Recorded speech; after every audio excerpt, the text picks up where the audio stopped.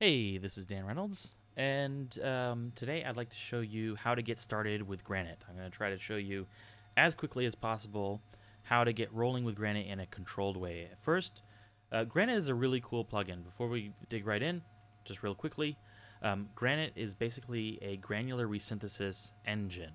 And a granular resynthesis engine, as we will observe, basically what it does is it takes some sort of audio source that you provide it, and then it resamples that audio source on the on sort of like the granular level, which is like a really tiny level. And it takes those samples, and then we can sort of tell it what to do with those samples.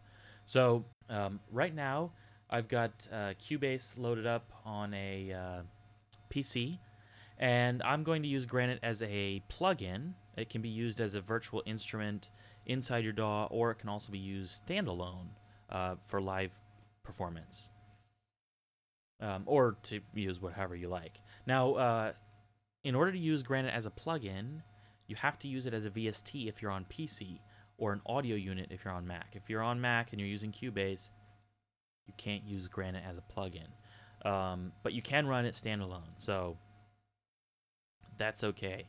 Now, as a plugin, it does offer you some additional features, which we'll go into some other video. But right now, I just want you guys to know how to get started with Granite. So, without further ado, I'm going to load an instance of Granite as an instrument track.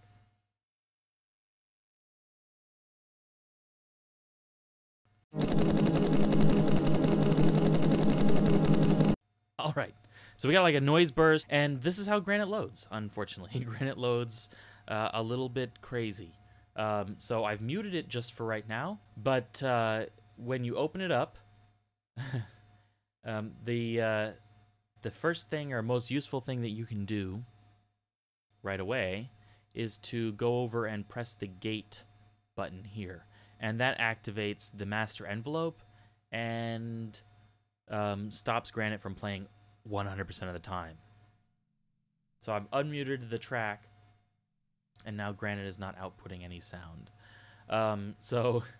Yeah, basically the gate activates the master envelope, and that allows MIDI input to activate Granite as a virtual instrument. Okay, so let's get acquainted with this interface real quick here. On the left, you see some sort of browser, a little magnifying glass. If you don't see the browser, check for the magnifying glass, and it'll open it up for you.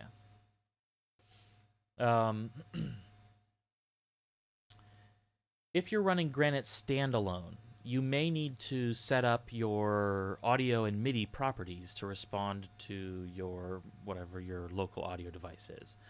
In that case, find the drop-down triangle sort of button here, and then go to Setup. Now, because I'm using Granite as a plugin, the audio and MIDI setup options are not going to be available. But if you're using Granite as standalone, they will be available. And this is where you'll set all that up.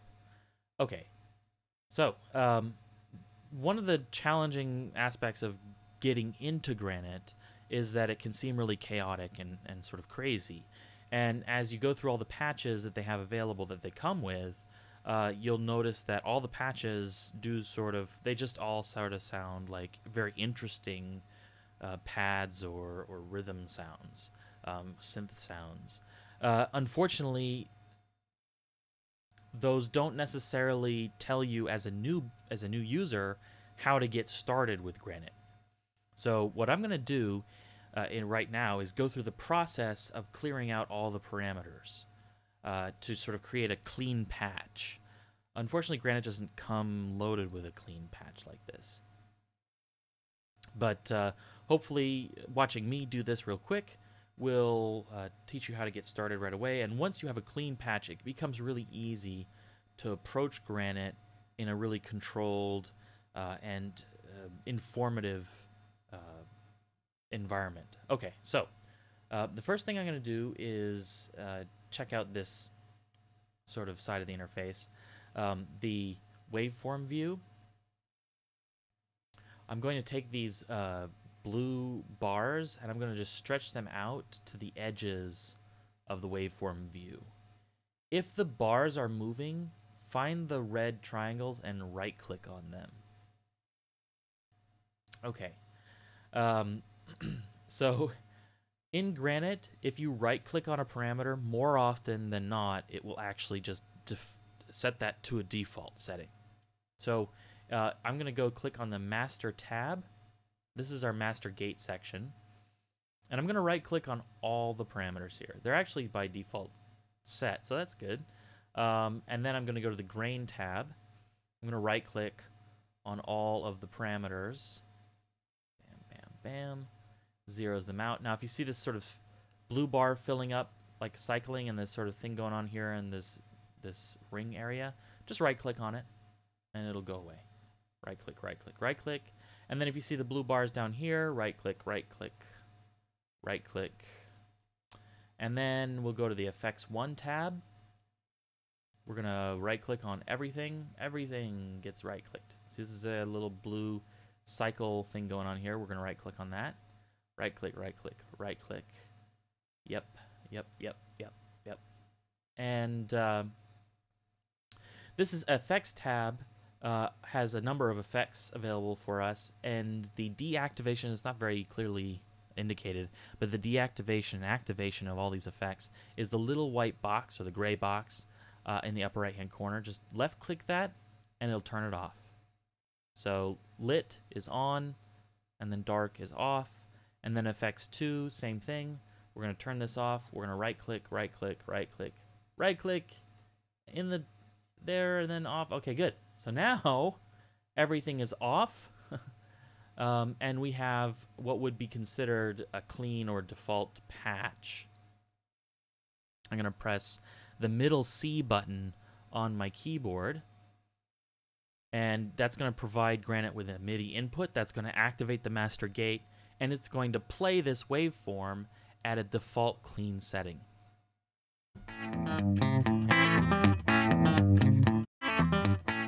So there you go. Pretty basic stuff. Actually, I find the default gate to be a little slow on the attack and release, especially when we're just starting out. So I'm going to bring the attack down to a very small amount, and similarly with the release, a very small amount. Not 0, because 0 gives you those really ugly, cauterized amplitude transients. I don't want to mess around with that right now. Sometimes they're cool. Right now, not important. So I'm going to hit middle C again. All right, so that's our waveform. That's the sample that's loaded right here that you see in the waveform view. That's one of the samples, or one of the many samples that come with Granite that you can just sort of load in. Now, what's cool about Granite is that you can load in any sample you want. It supports wave and AF. So if you have samples you've recorded, you can take any of that and bring it into Granite. It's really your choice. You could design, and anything you can imagine, you can bring it into Granite, just and then start mingling with it. So let me just describe what's happening right now with Granite, even this clean view. So you see the yellow cursor scrolling across the screen, the waveform view. What that yellow cursor is indicating to us is the position that Granite is at where it's sampling. Basically, Granite, the cursor samples a small segment of your waveform and then plays it back to you. Pretty simple stuff. Right now, it's just taking a chunk of waveform, skipping over to a next section, taking a chunk of waveform, and doing that in a way that we don't even notice that it's granular. It sounds like just regular streaming audio. But that's actually audio being processed through Granite's granular resynthesis engine. For those of you who know audio really well, what that should tell you is that this software is extremely precise. If we play the original waveform, we can compare by left-clicking on this speaker. There you go. All right. So now here's why they have you can turn on and off the master gate. So if I turn off if I turn off the master gate, it plays all the time.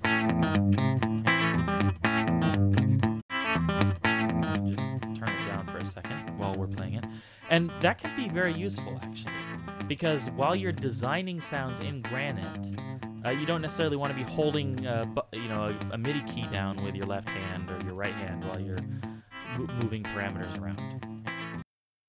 So we're gonna deactivate the gate several times while we go through all the parameters. Now let's just talk about the master section real quick. Very simple, straightforward stuff going on here. We have an envelope retrigger, and you can have a legato envelope, or you can have an always retrigger envelope. The always retrigger means that every time you press down a MIDI key, it's going to retrigger the envelope. If you hit legato, then that means anytime you start a MIDI phrase with a new note on, it will start the envelope. But if you connect all of the subsequent notes or subsequent MIDI input notes, then it won't retrigger the envelope. And then if you just turn it off, then it's just going to go at its own pace, whatever it's doing right now. So for our sake, I'm going to put it on always, because that gives me a lot of control over the start of the sound when I'm designing a sound. And I can sort of play it on the keyboard.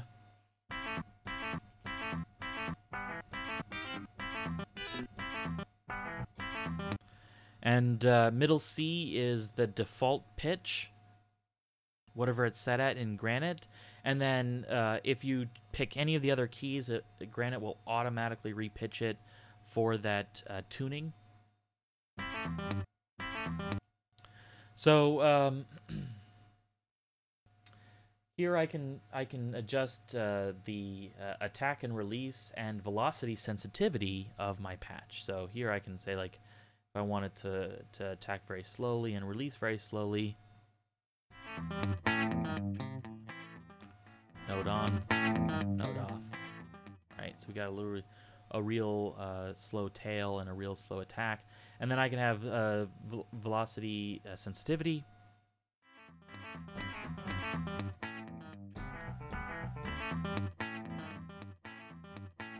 Which just means that it's going to be a little quieter when you have low velocity levels.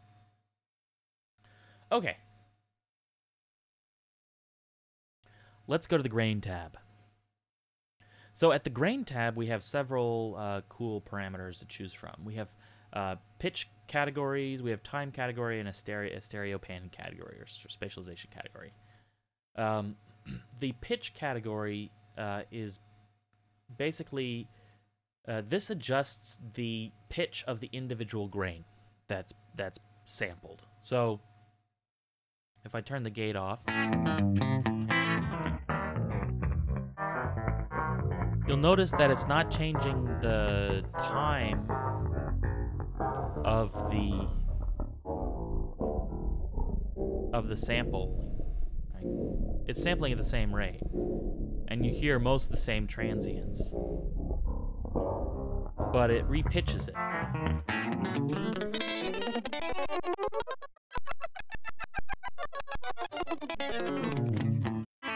And I right-click to center it. Now the pitch control, you'll notice, really just plays it faster or slower. Plays each individual grain faster and slower. So that means if you have, say, like a medium-sized grain like we do right now, when we pitched it up, it started playing them faster, and then you noticed a spacing between the grains that started appearing. And we'll talk about that in the time section. Now, this becomes the sort of center pitch for Granite. That's as it comes through, and then whatever our MIDI input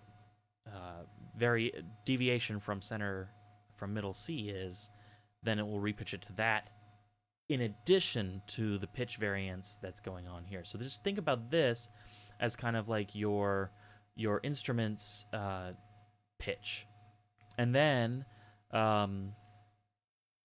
think about your keyboard as moving from that. So this is like your samples pitch, and then your keyboard is your performance pitch.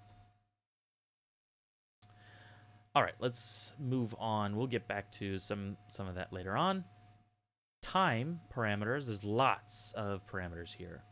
we have a spacing parameter, a speed parameter, density parameter, an attack parameter, and this sort of reverse thing going on here. So the space is the frequency in which grains are sampled. If I turn down the space, you'll notice that the cursor seems to move more smoothly, right? And when I turn the space up, it seems to move more in sort of jumps, right? This is basically the frequency at which Granite pulls samples from our source. So when the spacing is real low, when the spacing is small between samples, then the cursor appears to move more smoothly, but it's really just taking smaller intervals and then spitting out smaller sections of the source with respect to density. And that's where we'll go over to density. Density controls how long your sample is. So you can have, if you bring the density really high, that means your samples, the samples that are being pulled from your source, the grains are really long. If you bring it down, then the grains are really small. And so there's a relationship between frequency of samples and your density of samples, your spacing. If I bring up the density and keep the spacing low, that means I'm going to have really long samples, but there's going to be a lot of them, and they're going to be overlapping. And you'll notice the precision of Granite's grain engine, because you'll hear an amplitude increase. There's no phase issues going on, even though we're playing many samples at once right now. So it's a really accurate engine. All right, then you have the speed at which the cursor moves. Right now it's set at 100% speed, but you can go up to 200% or 200% in reverse. So this is independent of any pitch control. Now I'm going backward.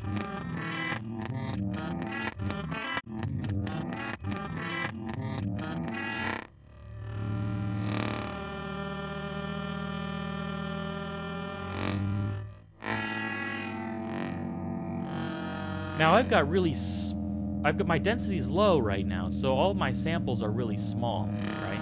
So you get these little tiny samples going on. But if I increase the density, you just start to hear more of my samples, and you get this sort of morphing. You can hear the overlap now.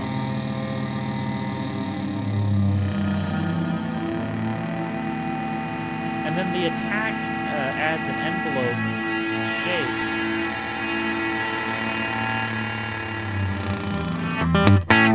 Okay, it's fun to play around. And then the attack adds an envelope shape to the grain sample itself. So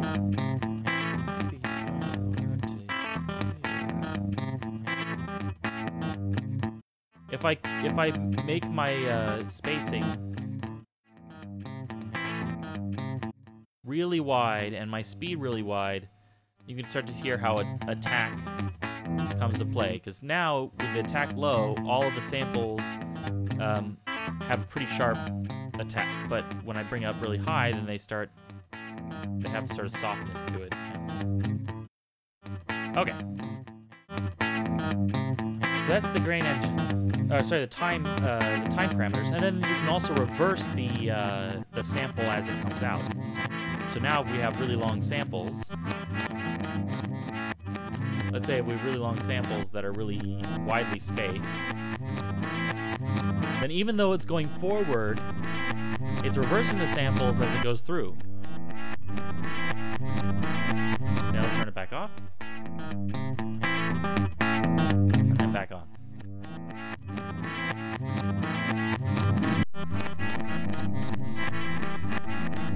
Okay.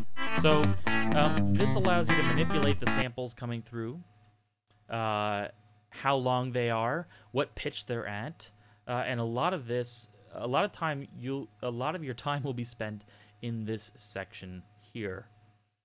Finally, there's just a basic stereo panner. There you go. All right, so that's the grain tab. Then we have two effects tabs. So the grain tab controls how your sound is sampled from the source. The effects tab is really about what you do with the sound after you've sampled it. You want to process it.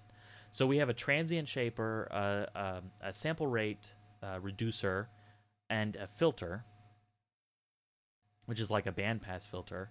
And then in the effects 2 tab, we have a reverb section. So if I just add the transient shaper,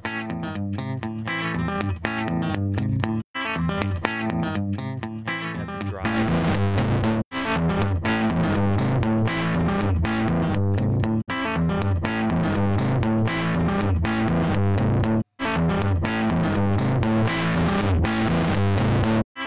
You can really trash it out. Then we have the sample rate reducer, which is parallel, so we can do a mix of dry and wet. And the way that this works, I'm going to do 100% wet. This is just the sample rate reduced, so you get that really sharp sample rate reduction.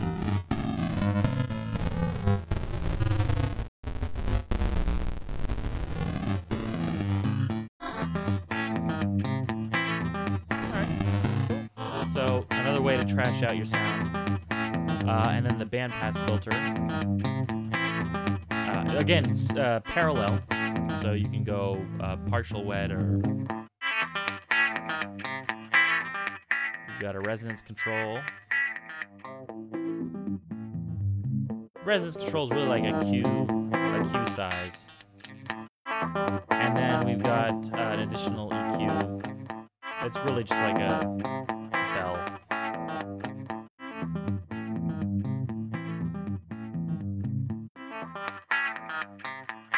All right. And then we have reverb, which is actually pretty good. Again, parallel, so we can do a mix.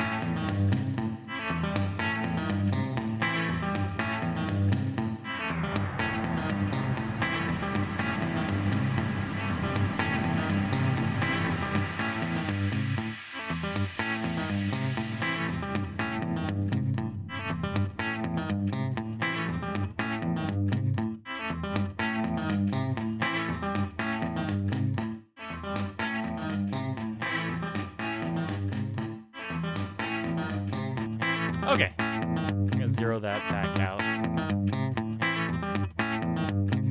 Excellent. So those are the basic parameters. Then the last thing that's sort of basic we can set up that controls how we sample is our borders. And that's the blue bars that we moved out to the outside. We can move those in and control where the cursor pulls from. So we can really focus on a very specific section. Or if we want, we can focus on a single transient.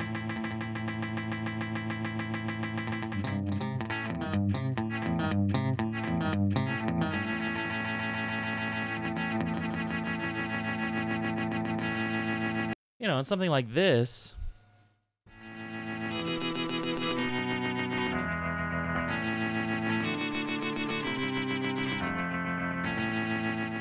is a really interesting way to reuse an instrument. All right. Now let's talk about modulation. I'm going to go through modulation really quick. And it's very simple in Granite. Within Granite, there are two main ways that you would go about modulating any parameter. We'll mess with the speed because that's kind of fun to listen to. The first way to modulate a parameter is by using the modulation ring that surrounds every knob. And the way that the modulation ring works is you left-click and drag a motion on the knob. and it's going to create a modulation offset of whatever the setting is currently.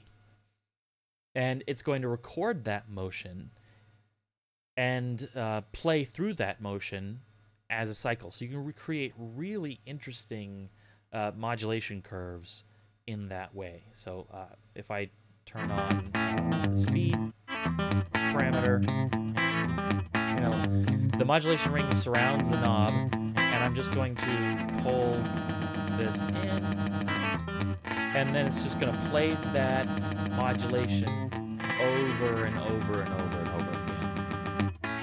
Right? And I can stop it by stopping this, and I can restart it by starting it back up.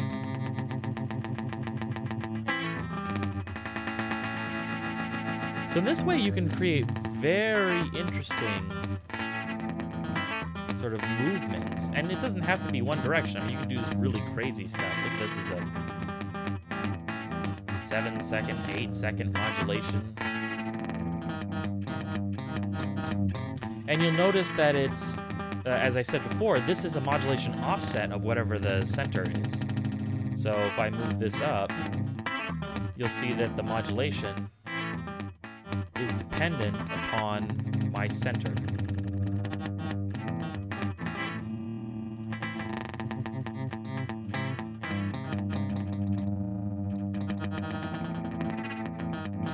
Okay, the other way to modulate inside of Granite is by using the little cycles. And the cycles are essentially, let me zero this out.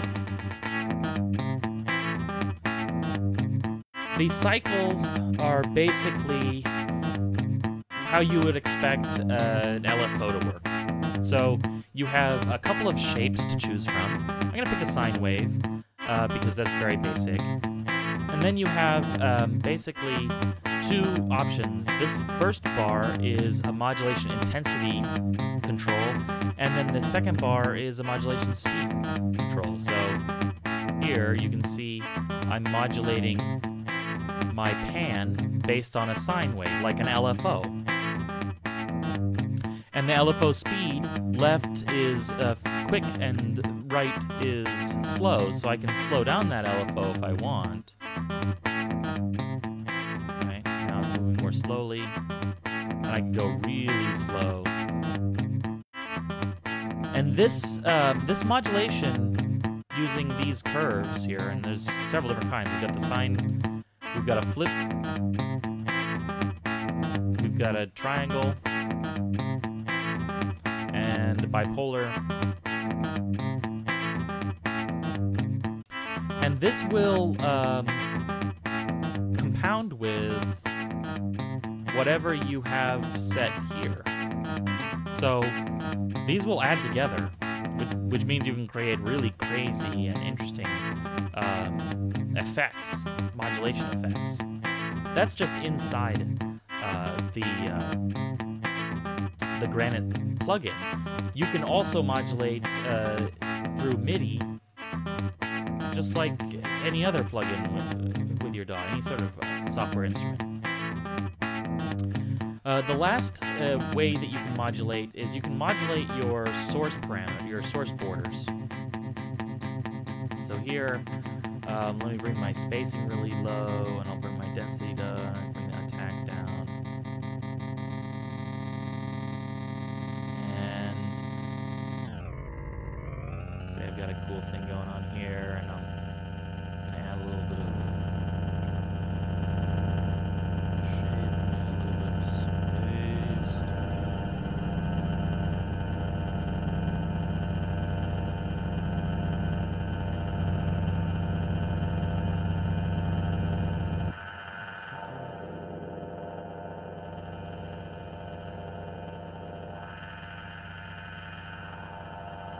okay.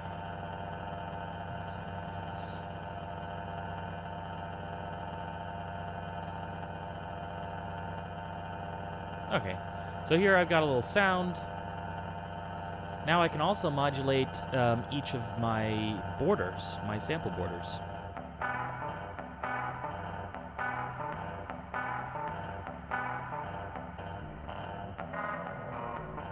And it records it just like my modulation ring. So now I have these moving borders, or I can move around the the source material in all sorts of very interesting ways.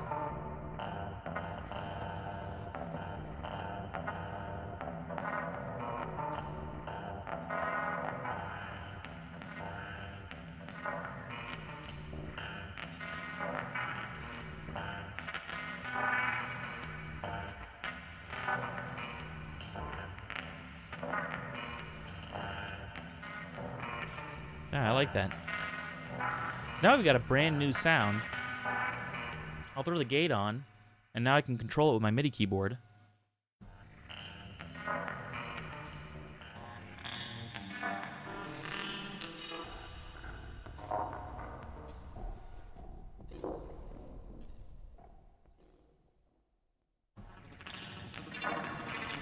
I'm holding down multiple notes now. All right, cool. Okay, as I said before, you can load in your own samples. Let's take a look at the browser real quick. On the left side, if you don't have the browser open, you can open it up with the magnifying glass. I don't know if I already said that, but there you go. And then there are a lot of really cool patches that come with Granite. Let me take the gate off.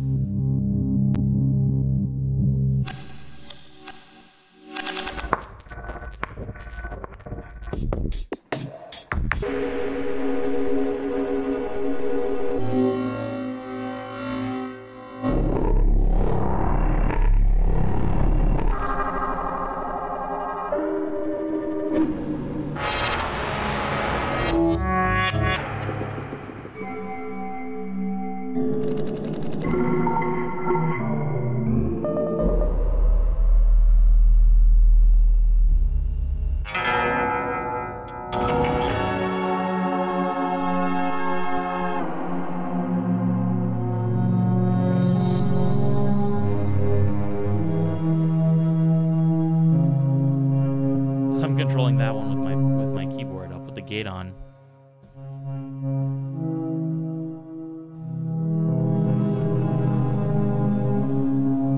Cool.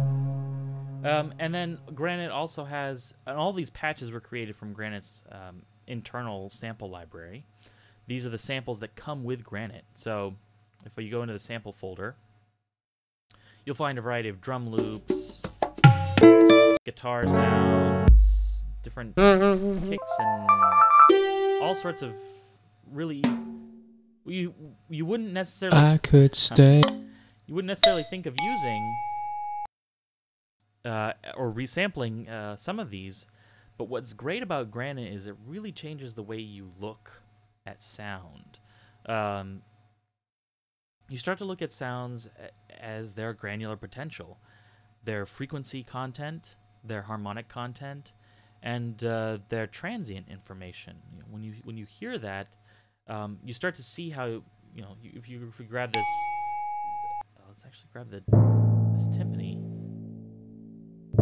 You know, if I brought this into Granite, here's my timpani sample. I've got all this sort of different kind of settings set right now, but at the front of the timpani is a transient,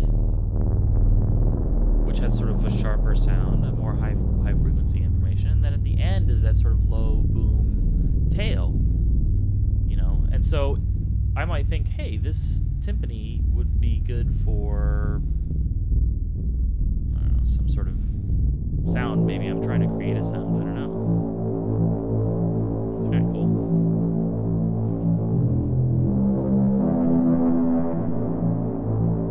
So let me put my gate back on.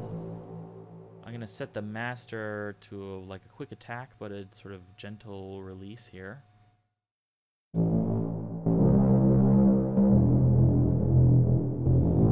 I'm going to put retrigger on. I just always like it on.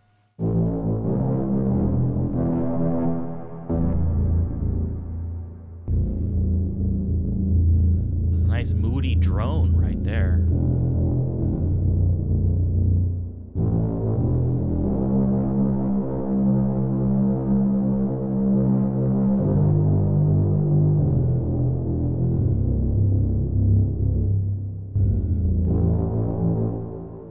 So that's kind of cool.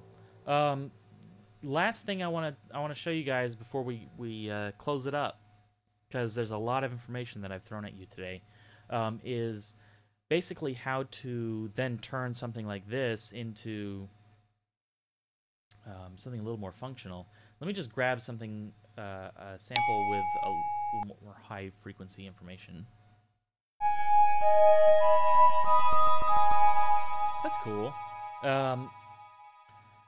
Let me, so the problem with bringing in random samples or even samples of things that aren't necessarily or intrinsically musical or something you wouldn't think of as musical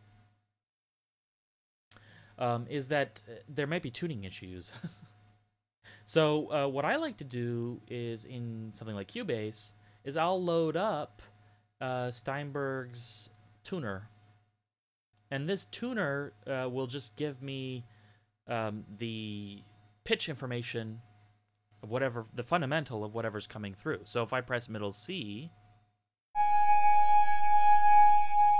Cubase's tuner is reading an A flat, right? So if I want to tune it to my keyboard, I'll want to adjust the pitch information accordingly. And so going from C to A flat, right, I'd want 4 semitones, and also I'll take the pitch and I'll just go up 1, 2, 3, 4, and you can see 4 up here. Now I'm playing C on C. G, F, C. So now it's tuned to concert pitch. I can get rid of the tuner, and then I can play it like a pad.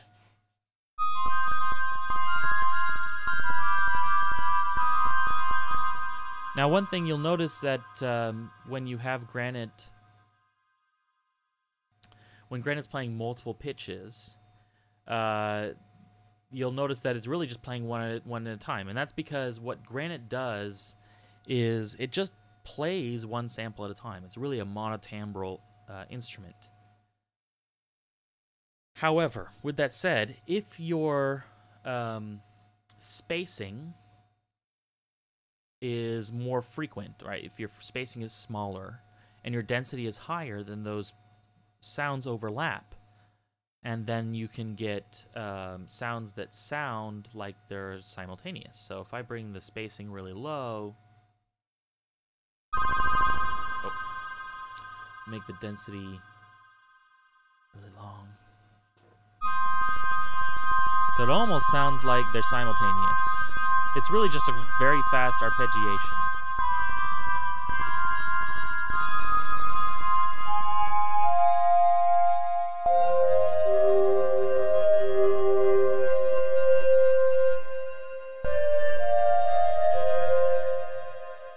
I'll actually bring up the attack a little bit.